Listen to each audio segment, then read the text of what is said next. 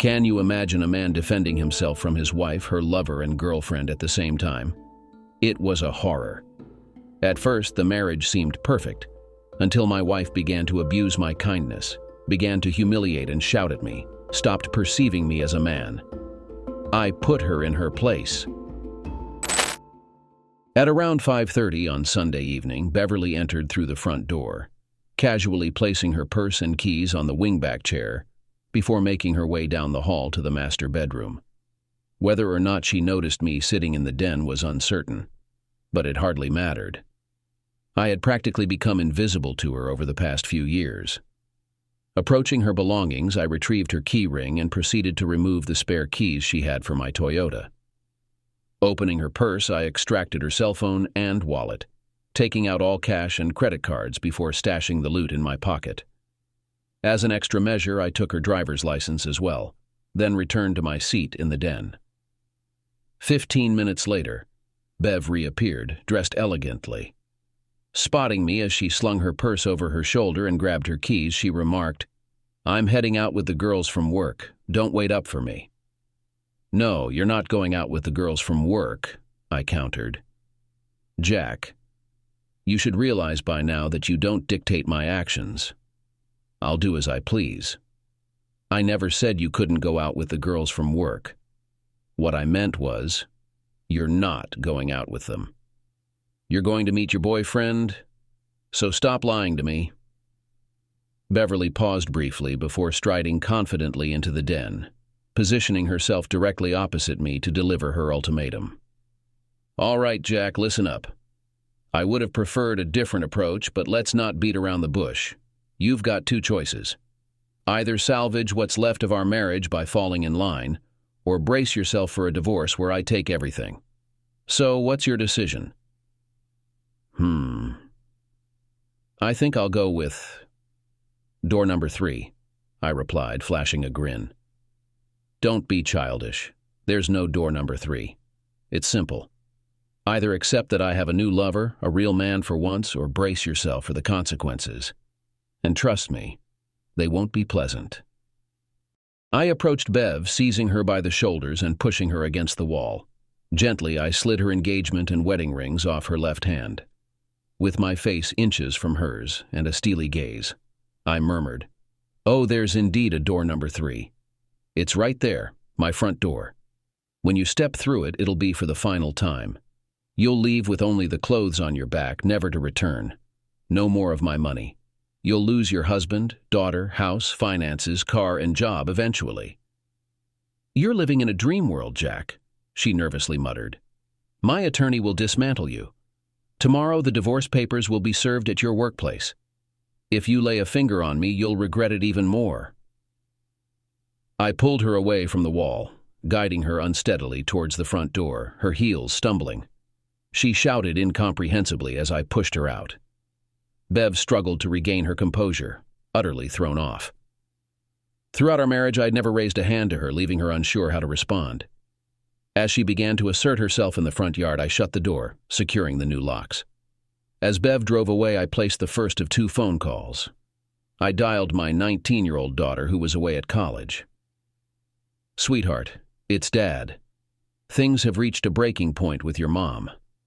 It looks like she'll be moving in with her boyfriend, and I wanted you to hear it from me first. I've recorded our last conversation, along with countless arguments before. You're welcome to listen to them, so you know the truth when she inevitably twists things and blames me. And she will. Darling, the truth is your mother has been unfaithful. I don't know how many times she's been with other men, but this time she's willing to abandon our family for one of them. As I'll explain to you soon, that likely means he's quite a dangerous individual, so please be cautious in your interactions with her. I also asked Patty if she could come home for the weekend so we could talk and she could listen to the recordings if she wanted. Patty agreed to drive home on Friday afternoon. My next call was to Martha, our neighbor at the end of the block. Martha, a widow of war in her mid-30s. "Martha, it's Jack. If the offer still stands, I'd like to accept. Could you come over in about an hour?" I dislike lengthy accounts of troubled marriages, so I'll keep this one brief. Bev and I met and got married in our early 20s, and we had one daughter, Patty. Everything was fine initially, but Bev's enthusiasm seemed to fade rather quickly. Over time, she became critical and demanding, transforming into a constant complainer, manipulator, and authoritarian figure. Despite my efforts to improve the situation and keep the peace, it only seemed to worsen. Looking back, I realized that by constantly trying to appease Bev, I likely contributed to my own unhappiness. I now wish I had handled things differently and taken charge of both her and the situation from the start. So, here we are, in our mid-40s, and things had completely derailed. When I started suspecting Bev and did some digging, I quickly discovered her boyfriend, and the findings were shocking. She had gotten involved with a beefed-up ex-convict known for his violence against women. I doubt Bev knew initially, but her lover was already involved with at least 2 other women when she came into the picture. His name is Sylvester, oddly enough, but everyone calls him Sly. Learning about him left me dumbfounded, yet strangely it made sense. Once I realized the marriage was truly over, relief washed over me, and I began to plan. I've heard stories of betrayed husbands taking half the money, but not me. I grabbed every penny within reach, including whatever cash I could find in the house. Naturally, I changed the locks and devised ways to aggravate Bev as much as possible in a short time. You see, my marriage had taught me a lot about her reactions, and I intended to exploit her temper. She was dangerous in many respects, but this time she'd pose a danger to herself too. My preparations actually began long before I discovered her lover and the eventual breakup. For a few years, I had been secretly recording our arguments. She believed the device I always carried was just a regular MP3 player.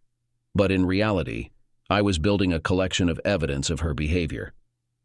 I understood that my accounts wouldn't be believed without proof, as she only mistreated me when we were alone. In front of others, including our daughter, she was perfectly pleasant. I aimed to expose her actions to everyone, including our friends and family. On the Monday following our confrontation on Sunday, I arranged a gathering in the company break room. Hanging above us was a sizable banner proclaiming, "Celebrating Freedom." I had prepared cake and ice cream and eagerly anticipated the arrival of the process server. Fortunately, fate favored me, and it happened to be a plump young woman tasked with delivering the divorce papers. Numerous photographs were taken as my colleagues and I marked the receipt of the divorce papers. I posed for a picture while accepting the papers and giving the server a kiss on the cheek. She wore a party hat during the moment. Another snapshot captured me feeding her cake with both of us smiling. After the festivities concluded, I forwarded the pictures to Bev.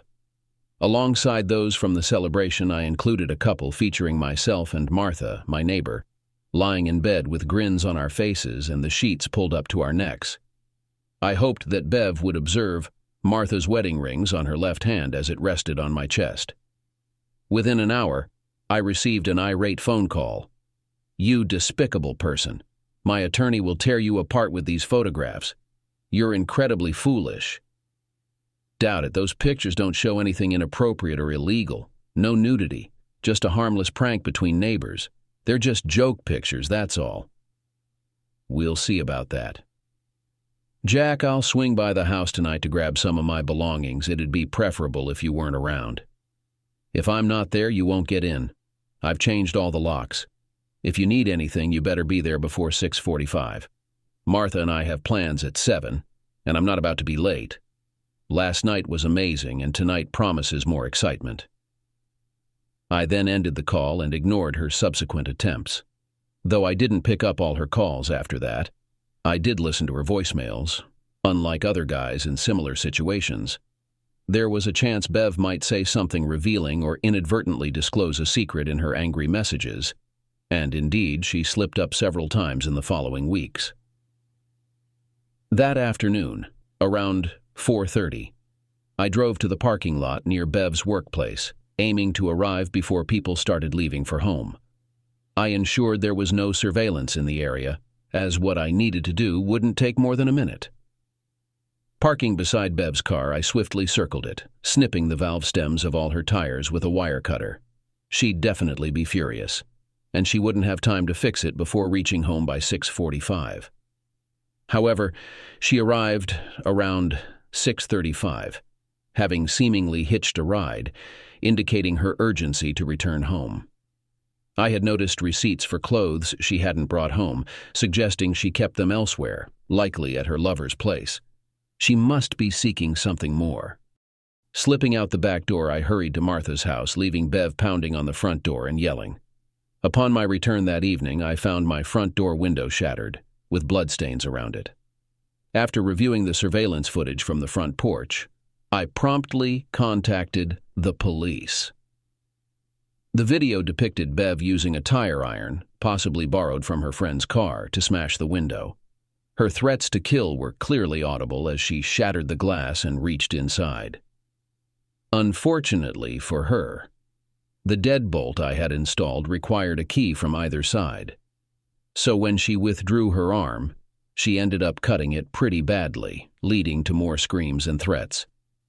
I promptly informed the police and was guided by one of the officers on how to file for protection. By the following morning, Bev was served with papers prohibiting her from approaching within 500 feet of me or our residence.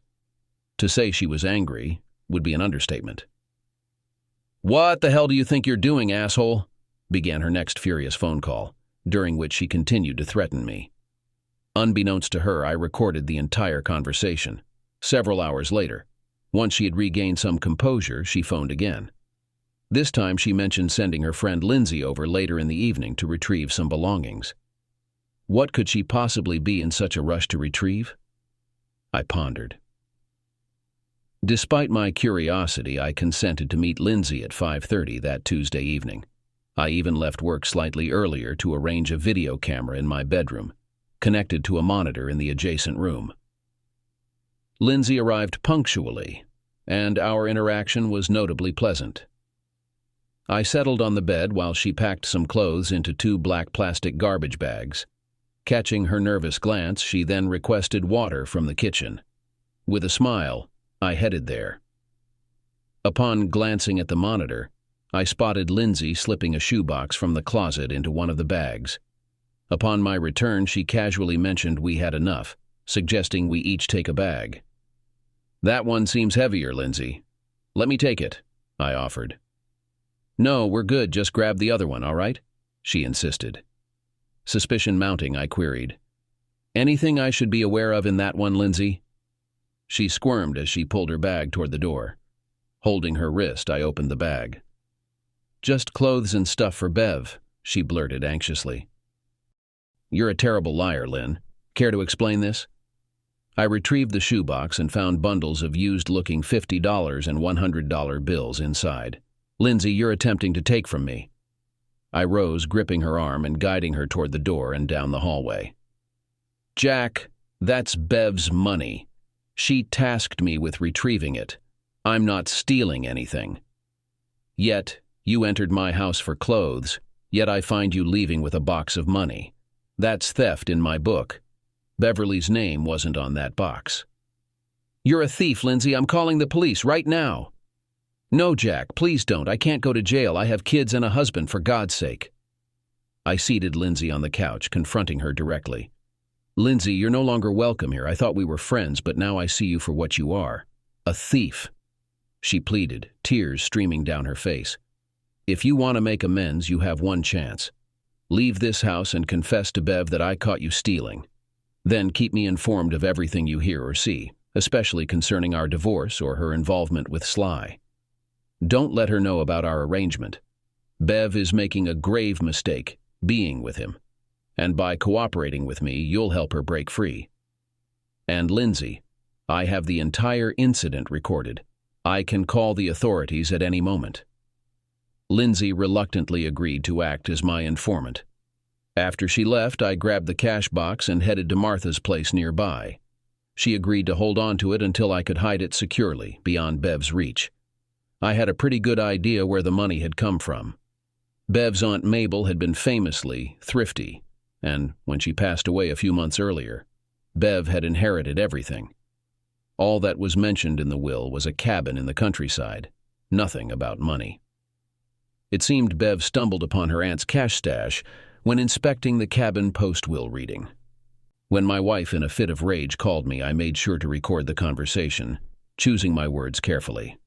"That money is rightfully mine, Jack. I demand it."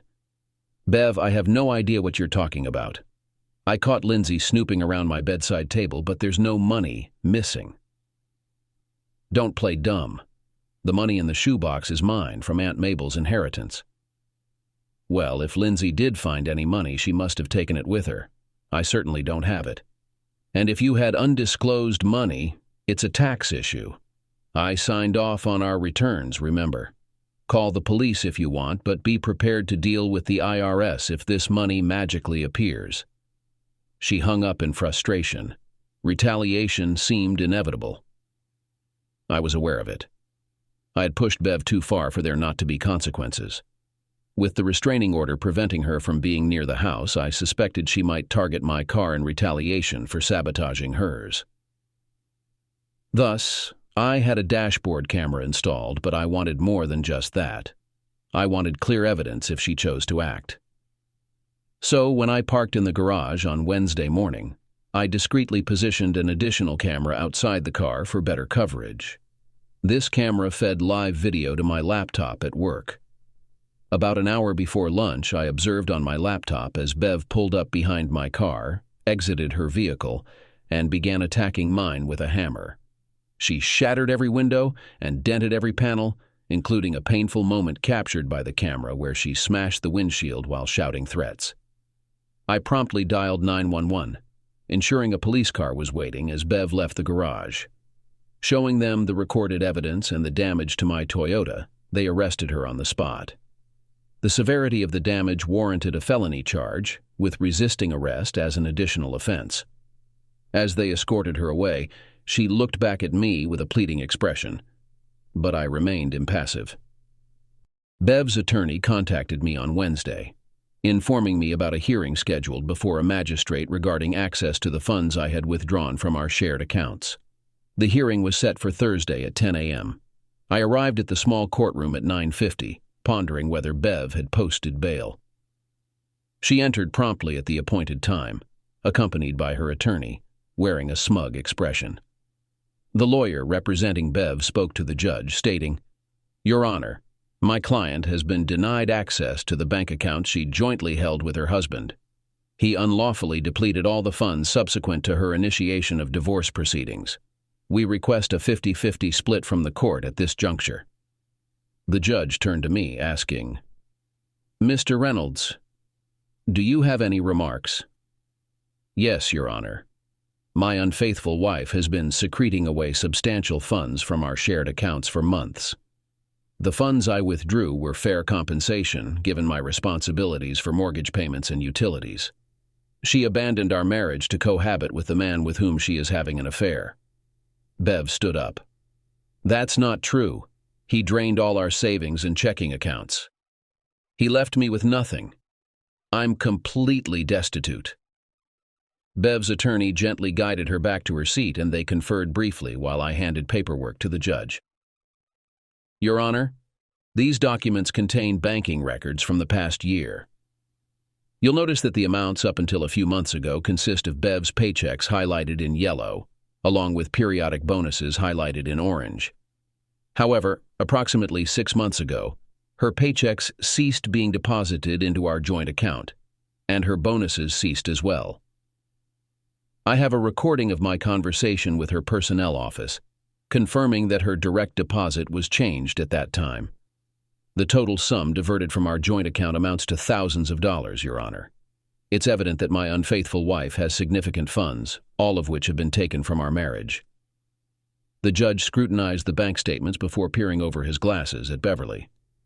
"Ms. Reynolds, do you have any response to these allegations?" Bev's attorney stood up slowly and addressed the court. "Your Honor, the fact that my client may possess some personal funds does not absolve Mr. Reynolds of his obligation to provide her with what she is owed." "Well, Counselor, I don't appreciate being lied to. Ms. Reynolds claimed she was penniless, which I found dubious when she arrived here, accompanied by an expensive lawyer like yourself. Now we discover that she is financially stable with funds that should be considered marital assets, and she attempted to deceive both her spouse and the court about this. Since Mr. Reynolds is covering expenses from his own resources, I see no grounds to alter the financial arrangements at this juncture. Assets will be assessed and divided as part of the final divorce settlement. Case closed. Bev intercepted me in the hallway as I was exiting. I began recording as she spoke. "I'll get you, you despicable person. I'm going to bring you down. Bev, you're not allowed to be within 500 feet of me. If you don't move, I'll contact the authorities. And by the way, how was your time in jail? Are you prepared to spend even more time there? You're facing a felony charge." I could sense her desire to strike me, but I continued down the hallway toward the door, while she remained standing there, her fist clenched and her face twisted with anger, flushed red. That night I visited a nearby bar, deviating from my usual spot, as it was where I had encountered an intriguing individual a month prior. The intrigue stemmed from his possession of a dilapidated car. Fortunately, Zeke was present, occupying his customary bar stool. "Hey, remember me? What's your name again?" I inquired. "Not important, Zeke. By the way, do you still have that beat-up car?" "Oh, dear Lord, yes, I despise that thing. My wife took the decent one when she left with that suited creep. Now the AC is shot, and I'm sweltering in this heat. Nobody wants to buy it, and it's my sole means of transportation." "She drained our finances and my credit is shot," Zeke lamented. "Is your insurance up to date? If so, I might have a solution to help you offload it and acquire something better," I proposed. "I'm all ears, buddy," Zeke replied eagerly. "Picture this. You're cruising down 38th Street when a gray cat darts out in front of you. Instinctively, you hit the brakes. Then a lady tailgating you slams into the back of your decrepit car. Anything above 15 miles per hour, and it's totaled. If you're properly braced against the headrest with your seatbelt on, you'd escape unscathed physically. Insurance would cover your loss, enabling you to upgrade to a vehicle with functioning AC, I explained. "Yeah, but what if the other driver gets injured? I couldn't do that to some unsuspecting person," Zeke countered. "So, I can assure you that if you follow my instructions, you'll catch your wife in the act of cheating. She'll be alone in the car. What do you think about that?" "Wow, that sounds perfect. I can't stand cheaters, and this old car needs to go anyway. Park at the corner of 38th and Lessing by 5 p.m. tomorrow. When you see a blue Miata coming out of the parking lot, position yourself in front of her. She tends to tailgate, so drive a block until she's right behind you. Then, pretend you see a cat crossing the road, slam on your brakes hard. Stay in the car, call 911, and say you might have whiplash. And remember, we never met. I won't come back here, and we're strangers." "You're ruthless."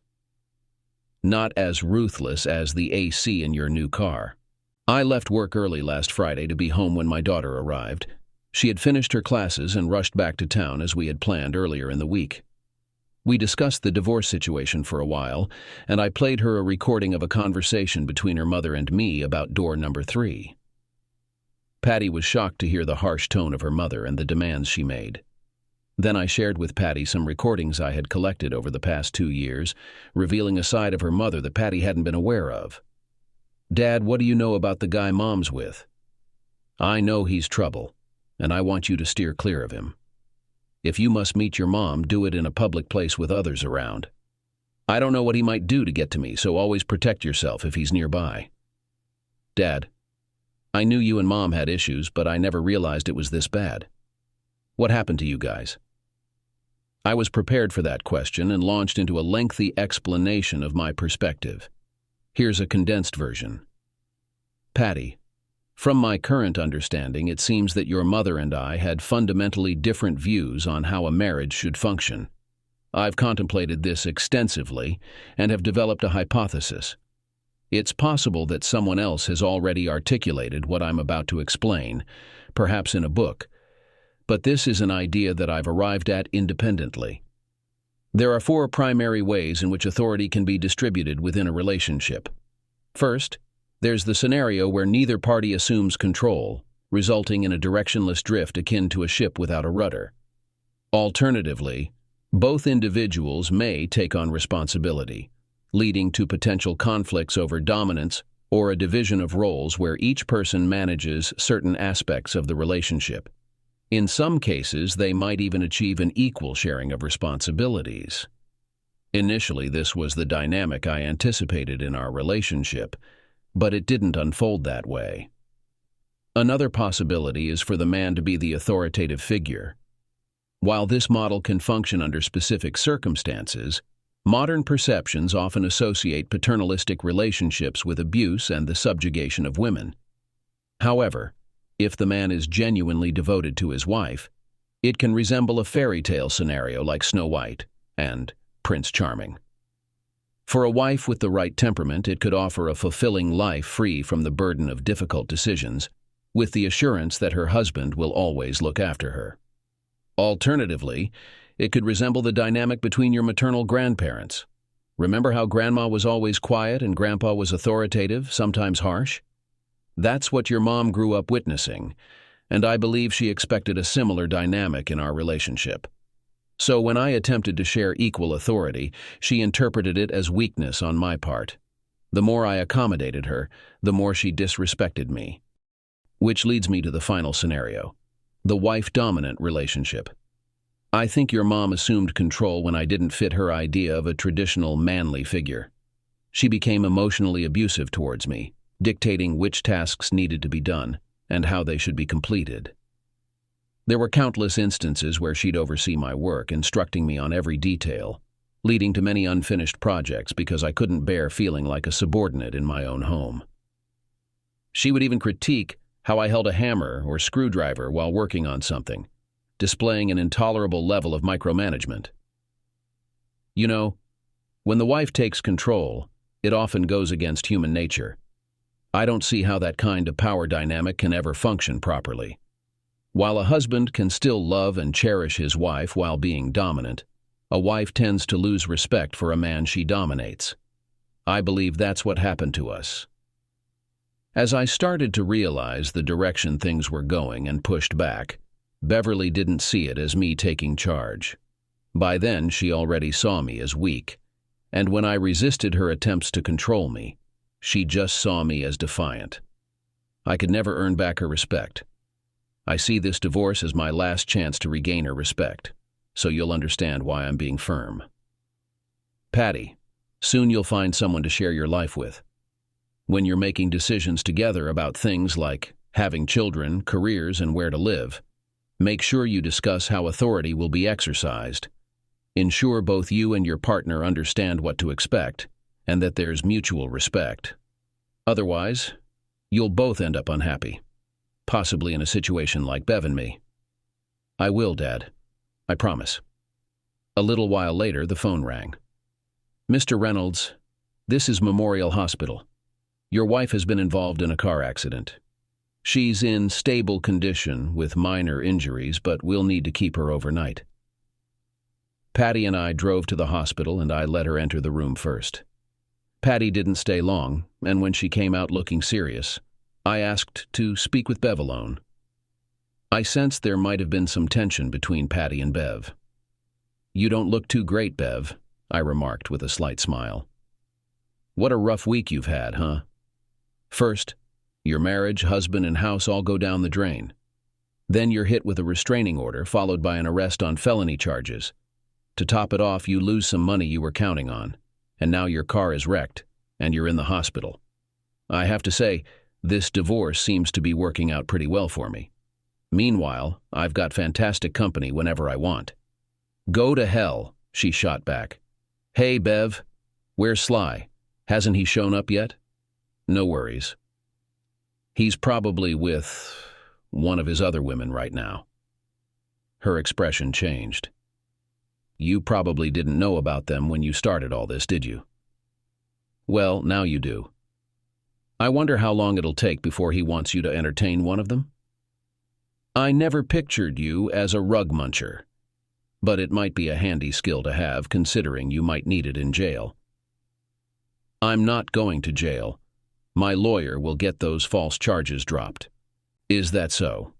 Because when I spoke with the district attorney, he hinted that he intends to pursue severe charges against you. He possesses photographic evidence, and with an upcoming election, he's eager to appear tough on crime. I suspect he'll push for the maximum penalty." She remained silent, her gaze fixed. "Hey, which car insurance provider did you end up choosing?" I inquired. "Car insurance? What do you mean? We're still with the same old—" "You mean you didn't renew coverage this week? When you reported me, I removed your car from the insurance. Surely you were aware of that. You insisted on having only your name on the title for your Miata, so the responsibility falls on you. Darling, if you haven't renewed coverage this week, you're in deep trouble. You'll be facing multiple fines, towing fees, and 3 years' worth of payments. You might struggle to afford another vehicle, and that Miata will likely end up abandoned in some junkyard, while you're still paying for it. But you might not even need another car, considering you'll likely lose your job once you're convicted of a felony. Additionally, the person you hit may have medical expenses, and their insurance company will pursue damages from you. Goodness. At least you'll still have your healthcare coverage, right? I'm on your... No, I canceled your health insurance on Monday. You didn't take care of that either? Sweetie, you're in trouble. Ambulance ride, emergency room visit, x-rays, doctors, that cast on your right arm, hospital stay, follow-up care. That's going to cost a fortune. By the way, remember that time you were sick a couple of years ago?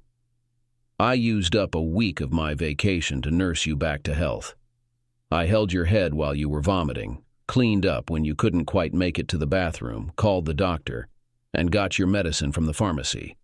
And when you recovered after a week, you went right back to criticizing and belittling me. I wonder how well Sly will take care of you next time you're sick. Anyway, I have to go.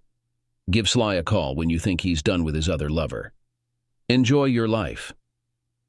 As Beverly sat there crying, I walked away without a care. After that, there was a period where not much happened. I occasionally checked in with Lindsay. She grew increasingly concerned about Sly's influence over Bev. And eventually, Lindsay distanced herself from her. Then, one evening as I approached my front door, someone tackled me on the lawn. Despite being cautious about potential attacks, I didn't anticipate this one. The assailant, wearing a ski mask, knocked the wind out of me and twisted my arm behind my back. He demanded I hand over the shoebox of money and instruct the DA to drop the charges. It was clearly Sly, and I wasn't in a position to defend myself. However, I still had my car remote in hand, so I pressed the panic button, setting off the alarm. Sly grew angry and struck me on the back of my head before fleeing quickly, as neighbors' lights came on and people started to peek out. I shouted for someone to call 911, and a police officer arrived shortly after. My injuries weren't severe enough for an ambulance, and Sly had already vanished. None of my neighbors claimed they could identify him, so he got away with the assault. The situation worsened when I recounted the incident to my daughter the following day. "Dad, I didn't want to mention this earlier, but I had an encounter with Sly as well. Mom phoned me to talk, and I agreed, but not at home. She requested I pick her up, but upon arrival, she seated me on her couch. Then Sly emerged and confronted me. He asserted that since Mom couldn't lie in bed properly due to her injuries, I had to take her place. He claimed she owed him, and I had to compensate. I glanced at her, but she remained silent, staring at the floor. Sly insisted. "Tell her to comply." Mom turned to me and pleaded, "Please, honey, just go along with it. It won't be that bad, and I really need you to do this for me."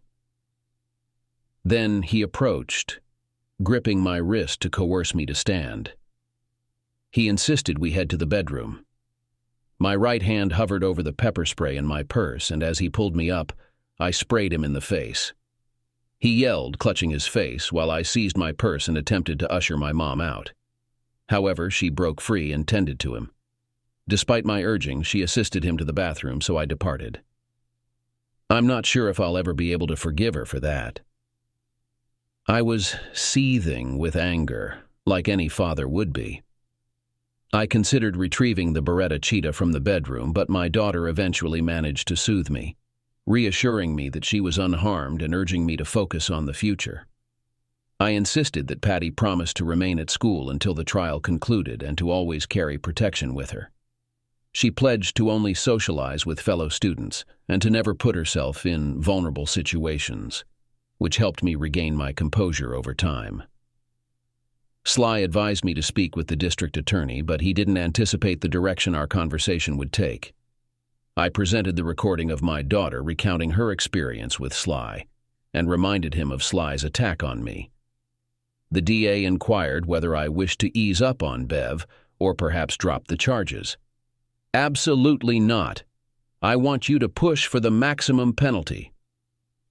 Bev is under the influence of this manipulative individual, and the only way I can see to help her is by removing her from his influence. A few months behind bars might help set her straight." The DA agreed, and the trial proceeded. I generally felt safe both at home and at work, but there were moments of vulnerability, particularly when traveling to or from the parking garage. However, my greatest concern arose during my commute. Our house sits in a subdivision roughly 10 miles down a ranch road, with only one turnoff along a 15-mile stretch.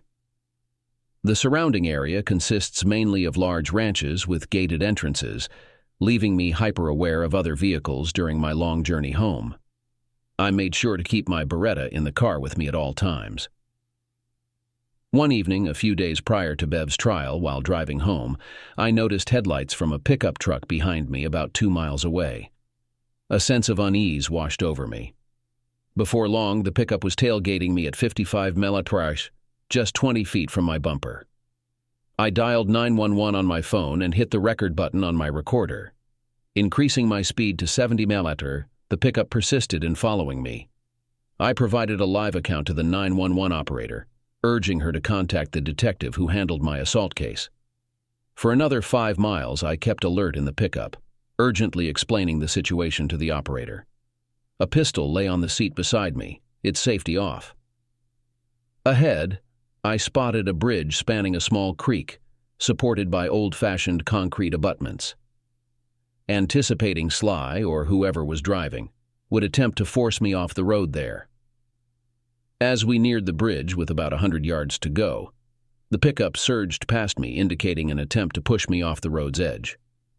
Briefly, I glimpsed Bev's face in the passenger seat as they pulled alongside. I slammed on the brakes, causing the vehicle to skid, but I maintained control. Although the pickup maneuvered in front of me, my braking prevented a collision with its bumper. My car ended up sideways on the shoulder, with the rear facing the slope leading down to the creek bed.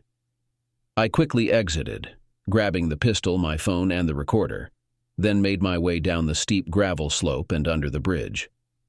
As I descended, I noticed the pickup's brake lights turning on. Navigating through the darkness, I cautiously moved beneath the bridge, mindful of the potential presence of rattlesnakes basking in the warmth of the ground. However, my immediate concern wasn't the snake. I panted heavily, seeking a secure hiding spot. Finally, I halted, loading a round into the Beretta. I waited, straining my ears for any sound. Unfortunately, the call to 911 was disconnected, and attempting to redial in the darkness proved futile. Being under the bridge hindered the signal. I was trapped, uncertain if help was en route. Nonetheless, I found solace in the absence of the pickup's menacing engine growl. I stood my ground, resolving to stay put even if it meant spending the night there. Time seemed to drag on, though it was probably only 5 or 10 minutes until I heard the distant wail of a siren, approaching from the same direction I had come. If they were that far behind, they stood no chance of catching the pickup. The police car evidently halted upon spotting my vehicle on the shoulder. I began to make my way back up the incline, leaving the Beretta concealed beneath the bridge. I raised my hands and pleaded with them not to shoot. As I neared the road, I noticed there were 2 cars strategically positioned across it, obstructing both lanes. Simultaneously, I heard sirens approaching from the opposite direction and glimpsed the pickup reversing towards the bridge. I dropped to the ground. From my prone position, I couldn't see much, but I heard the pickup screech to a halt and the officers ordering the driver to exit and lie on the ground. The other police vehicles tailing the pickup came to a stop behind it. Before long, it was all over. Bev and Sly the Snake were apprehended, charged with attempted murder. I was shaken, but I returned home, took a shower, and attempted unsuccessfully to sleep. When my spouse faced multiple felony charges, divorcing them seemed to proceed smoothly. The judge showed me great sympathy, and there was no pushback from Bev or her distressed attorney. Bev was desperate to minimize her time in jail. Through her lawyer, she offered to give me almost everything in the divorce in exchange for any assistance I could provide in reducing her sentence. During the sentencing hearing, I testified that she had been a good wife and mother until she fell under Sly's influence. I told the judge that, with time, I could forgive her for attempting to harm me. I didn't mention her likely infidelity or the years of torment she inflicted on me. I couldn't gauge her expression in the courtroom, and I avoided direct communication with her throughout. In the end, Sly received a lengthy prison sentence, not his first offense. I sincerely hope he ends up sharing a cell with a large, intimidating man named Bubba who takes a liking to him. The judge showed more leniency towards Bev, but she wouldn't be eligible for parole for at least 3 years. So it's been approximately 4 years since Bev was incarcerated. I was informed by the DA's office that she was released on parole around a year ago. I've been expecting to hear from her, but it seems she's also not in touch with Patty. Revenge may seem appealing, but it's not as satisfying as closure. I found myself unable to stop dwelling on everything that transpired, so I took an unexpected step. I searched for my ex-wife. "Hey Bev, it's Jack. I have something that belongs to you, and I'd like to return it." I dialed the number for the halfway house where Bev now stayed. There was a moment of uncertainty as I waited for her response, but there was nothing. "Beverly, I have a shoebox for you. Can you hear me? Could we arrange to meet somewhere so I can give it back to you?" I half expected her to hang up, but eventually she replied, "Where? When? It doesn't matter. We could meet at a neutral location, like a restaurant, or you could stop by the house. Whatever works for you. How about Sunday? Are you free then?" There was another pause before she replied, "I'll come by on Sunday at 2 o'clock. And then the line went silent. How do you prepare for a meeting with your ex-wife, the mother of your child, the woman who once attempted to harm you, and a convicted felon? I decided to make lemonade and cookies and dressed casually. As I welcomed Bev in, neither of us made any attempt to shake hands or hug. We exchanged a simple hello, and I gestured for her to come into the den. Her hair was noticeably shorter than before, and she had a stern look about her. She wore minimal, if any, makeup. At 50, she looked every bit her age. On the coffee table there were drinks, cookies, and the shoebox. Bev sat across from the couch, and I offered her refreshments, which she declined.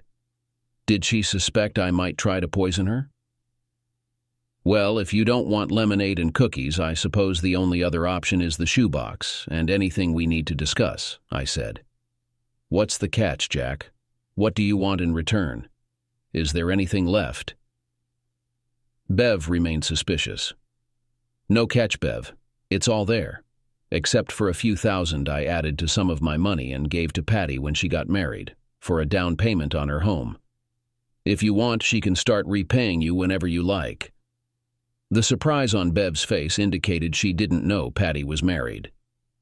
"Patty's been married for 2 years now, and you're a grandmother." I could discern the tension in her gaze, indicating she was holding back her emotions. The young girl is named Shannon Beverly Evans, with Shannon being her other grandmother's name. Despite her efforts, Bev's eyes were now welling up with tears. "Bev, I understand you haven't been in touch with Patty for some time.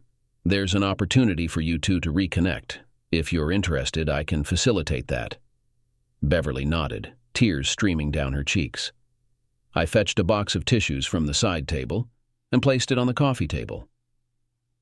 "So I'll give you a brief update on my situation unless you need to leave right away." She dabbed at her cheek, trying to regain her composure. "Patty found a wonderful man, Stan Evans. He's into computers and networks, and they make a great team. She's a fantastic mother, and their bond is strong. Martha and I didn't last long. She was too young for me, just needing temporary support until she could move on. She found someone else and relocated. I've been dating casually, but I end things if it starts getting serious. I'm better off alone. I'll stay single. There was a moment of silence. I'm about to say some things that are purely self-serving, but perhaps you'll find some value in them. I hope you do. I eagerly anticipated your imprisonment. I harbored intense hatred towards you and even imagined your demise countless times. However, as you were locked away, my sentiments underwent a transformation.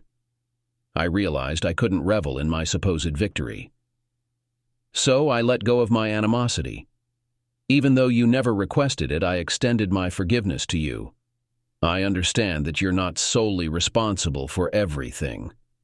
I failed to comprehend you until it was too late, and our inability to communicate effectively only led to conflict. Beverly regained her composure and raised her gaze from the floor, her steely demeanor returning. Yet, she remained silent. That's the gist of it. Concise and to the point. Unless you have something to say to me, and if you're not interested in any refreshments, I won't detain you any longer. You probably have more pressing matters to attend to. With that, she stood up and retrieved the box. As she made her way towards the front door, for the first time since I pushed her away years ago, I called out to her. It doesn't matter now, and you don't have to respond unless you want to. But I'm curious. Throughout our time together, especially on that final day you were here, it was clear you viewed me as weak. Do you still see me that way, Bev? She halted, one hand on the doorknob, and glanced back at me. I despise you. You're cruel, and you've shattered my life. She paused. But I don't perceive you as weak. And with that, she vanished.